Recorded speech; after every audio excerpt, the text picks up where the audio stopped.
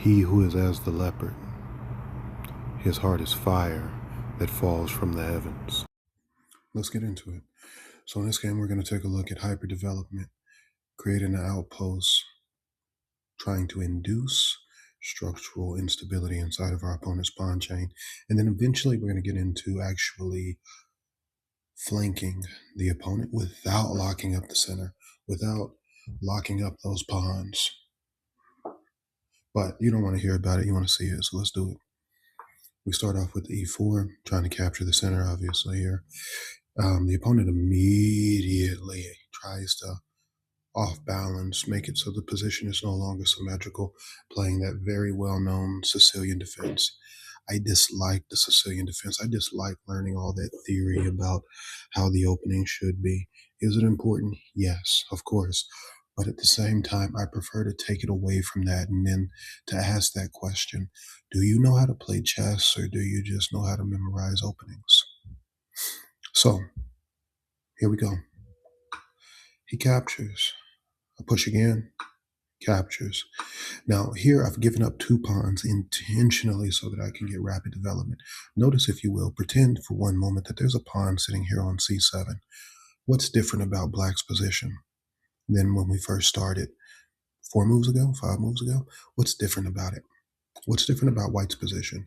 Notice that both bishops can easily flow out like water. Both knights can get out. One of them is already out. And then I can achieve castling much quicker. If we look at the opponent's, black's position, black currently is at the very least 1, 2, 3, 4 moves away from castling. I'm a little bit closer, so I should be able to beat him to it, but most importantly, I should be able to create problems inside of his camp that he has to address. And while he's addressing those problems, I'm developing. While he's addressing those problems, I'm castling. And while he's addressing those problems, I'm attacking. So here we go. He brings the knight out. I bring my knight out. So here, I'm potentially preparing for this pawn push to e5, as well as getting one step closer to castling, which is the important thing at the moment. I want to castle, and then I want to bring this rook to bear, get this rook into the fight so that I can use it on this open or semi-open d file. Same thing here, right? Get this bishop out so I can use it on this open c file here. Use those 2 rooks to control those 2 roads that lead into the opponent's camp. He plays the d6, and I love it. I love it, love it, love it when my opponent plays the d6 move, because what I see is that it gives me the ability to use that light squared bishop to the max. Or let's say the opponent decides to play that e6 move. Now he has congestion. Now he has to fight back from a coiled position, which isn't easy to do. So bishop immediately comes out, trying to attack that weakest square on the board, that f7 pawn, or sorry, f7 square, not the pawn. Forget about the pawn. It's the square we want. We want to look at it like real estate, right? I want to control certain squares, and certain squares are more important than other squares, and that's what I'm looking to do here. So he brings the knight out to f6. Now, yes, I can push the pawn. I can induce the queen trade. I can drop the knight down because the king is going to pull over and potentially drop the other knight. I can do that. I can. But that's not the kind of game that I want to play. It's not to say that it's not immediately favorable for white. It's just I don't want to jump to a position where I've traded off the queen just to create this small weakness and I'm still a pawn down. I should be able to get it back if I do all of this, but I don't want to. I think there's something more structurally sound that I can play. So that's what I do. A castle. He plays pawn to a6. Now, this is what we were talking about earlier, where I'm moving pieces, he's moving pawns, right? I'm moving pieces, he's moving pawns. I want to use this to my advantage. I pull the bishop out. Now I know that eventually this e-pawn has to move, or this d-pawn, or sorry, this e-pawn has to move, or this g6 pawn, this g-pawn has to move. One of the 2 has to move. I'm trying to induce a weakness in my opponent's camp. I want him, right? I want him to play this h6 kicking that bishop away. I want him to create that weakness structurally over here on the king side so that later on my pieces can exploit. He plays the e6 move, allowing me this pin on the queen, but also giving him the ability to get that bishop out and get castled. And let's not forget that when this pawn comes up, it blocks out my light squared bishop from making it to that weak square that I want. I play queen up, and the reason for it is that I have to put the queen on a good square, but I have to get these rooks into the fray. They need to enter the battle. They need to try to control these roads, these files that lead into the opponent's camp. He plays bishop up, immediately rook slides over. So notice here, I'm creating a lot of pressure on this d file. One, I can always push this pawn to e5. Two, he's going to have a hard time pushing this d pawn up because essentially I'm creating a blind. What I'm doing is I'm creating a blind on this d5 square where the bishop can't, the bishop helps to control d5. The rook helps to control d5. The knight helps to control d5. The pawn helps to control d5. Everything is working together to stop the movement of his pawn break.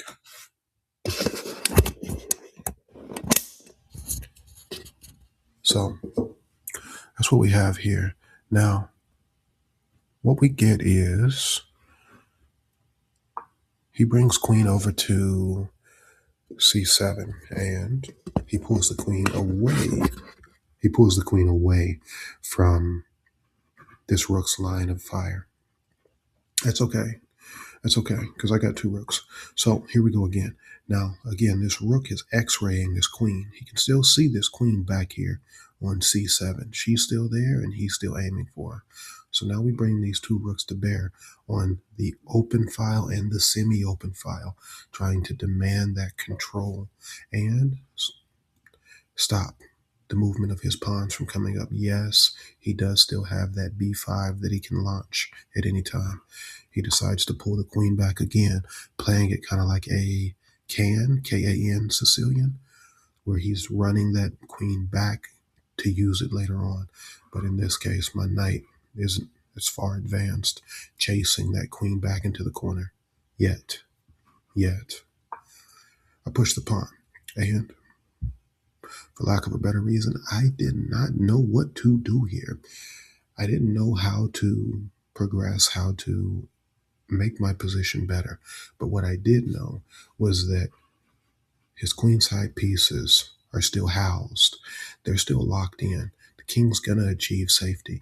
And I believe that my fight, the best chance of me winning this fight, is for me to take this to the queen side right now. Yes, I can rally all the pieces and use them to go fight on the king side of the board. But because of these rooks are here dominating this queen side of the board, my pieces will have more support operating on the queen side than on the king side, with those two heavy rooks maintaining sentry over those files.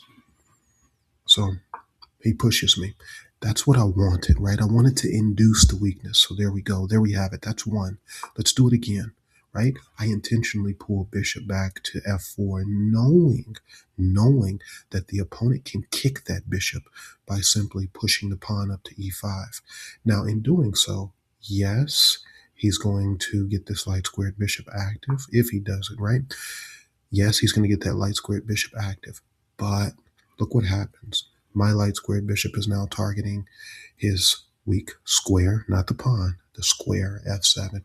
And now I've created a blind, an official blind here on d5, where now I can drop a knight there to be an outpost.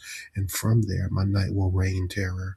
If I get the knight here to d5, the knight will help to control b6. The knight will help to control c7. He will hurt that bishop on h7. He does run the potential of being taken by the knight on f3 or f6. But let's say I put a bishop there first. If the knight takes bishop, now that knight takes and he's not contested. Yes, I do have to deal with the bishop, but long story short, right? Got into a ramble there, sorry. Long story short, what happens is that it's going to make my pieces better because this one pawn moved up. Now I have access into his camp. And because I have access into his camp, it's going to make it a lot harder for him to control the movement of his own pieces. So while my pieces interrupt his baggage train, interrupt his flow of movement, I stay strong, stay flexible, and continue to fight. So let's get back to it. He does not create that weakness that I want him to, that I'm trying to induce. So he doesn't create the weakness. That's fine. We recall that bishop back to e6 with the goal of coming here to help the knight land on b6 and start to entomb these pieces, stopping them from getting back out into this fight. He brings the knight back. I push the pawn here. So I'm beginning that flank attack where I don't want to open up this A file. I don't want to, because I don't want to let that rook out. But simultaneously, I want to get these pieces down here. It took me a while, but I had considered potentially just moving the knight over. But when I was analyzing, there was a lot of things that I was afraid of here. A lot of things. The fork I don't care too much about, but there's other things that happens once this knight jumps into harm's way that could potentially go bad. And we can take a look at it quickly. One, the knight jumps in, right? Once that knight jumps into the fray, right? Well, clearly that was bad. Once that knight jumps into the fray, what's going to happen is that we'll get a lot of pushback where the bishop can get developed, that rook can get out. And now I'm trading potentially two pieces for one piece, or maybe even the bishop will get suckered into it. And there's a lot of problems that could potentially arise there, but we'll stick with it. So here the knight comes back, I push that pawn, and he castles. So immediately I push again. I don't want to open up this A file because I don't want to help that rook, but at the same time, I want to get this knight into the fray, and I want to stop that B pawn from moving forward, but I don't want to put the knight over here to put it onto that B6 square. He captures, I capture. Now he captures. So notice here that this knight was the defender for that pawn, right? So what occurred was, essentially, it's like the defender got removed when the knight left to go chase after this b5 pawn. He also left that pawn hanging, but there's a sinister tactic here. Once that knight captures, notice that the queen is x-raying that knight, and this bishop, notice that the enemy queen doesn't have that many squares she can move to, and the knight happens to be covering one of those squares. So let's take away the other square. So now that bishop's threatening to come here, supported by the knight, while the knight's already taking away the queen's only other square to go to. There's a problem.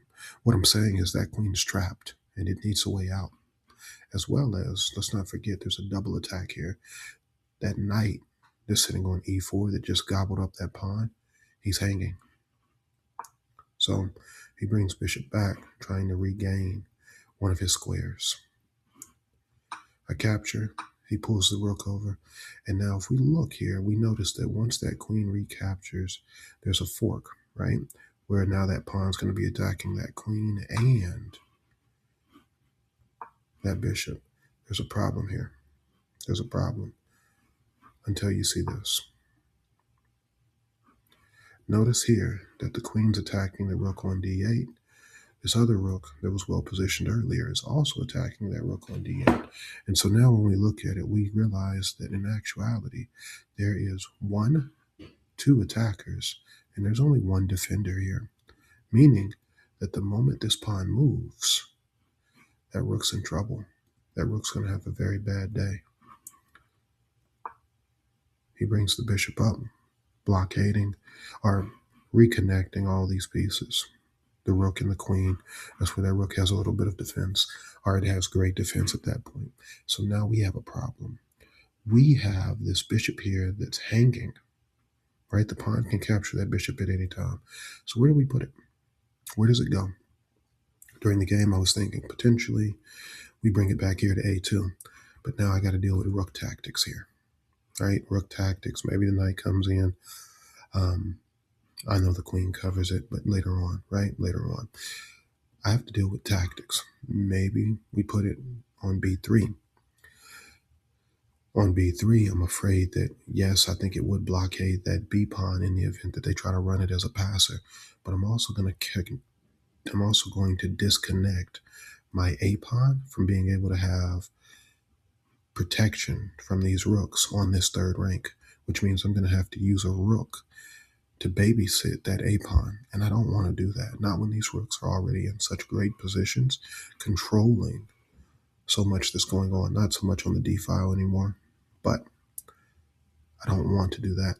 Thinking about maybe moving it back here to d3, but there's a problem.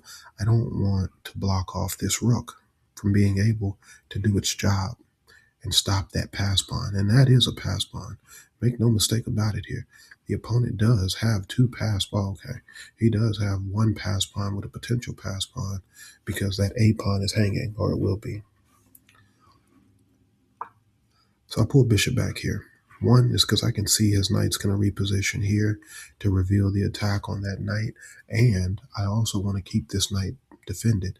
I don't want to have all these hanging pieces all around the board where the knight's undefended, the pawn's undefended, and now the bishop's undefended. Sorry, knight, pawn, bishop, all these are undefended, where one move from that queen or from a rook could potentially put me in a situation where I cannot defend everything simultaneously.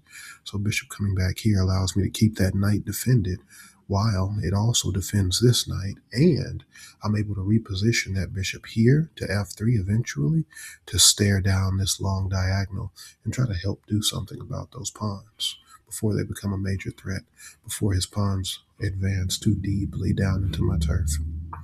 I pull bishop back. He brings knight over. So notice, bishop is revealing an attack here, knight's also attacking here. There's a double attack, but the bishop kind of seems overloaded, but it's protecting both. I'm willing to take double pawns here. I'm willing to take double pawns on the f file because I'll scoot this king over, pull this rook up, and use this rook and this queen to fight over here on the g and h file. Let's be real.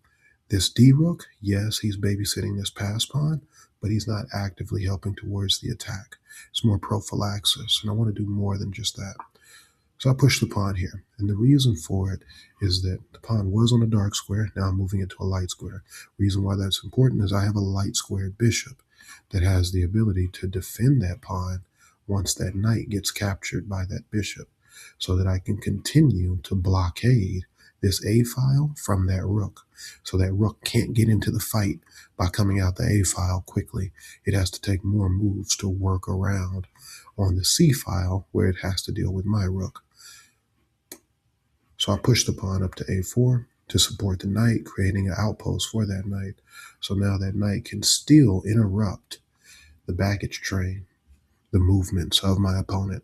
He's going to have a harder time working around my pieces when I have the rook and the knight working together on that c file.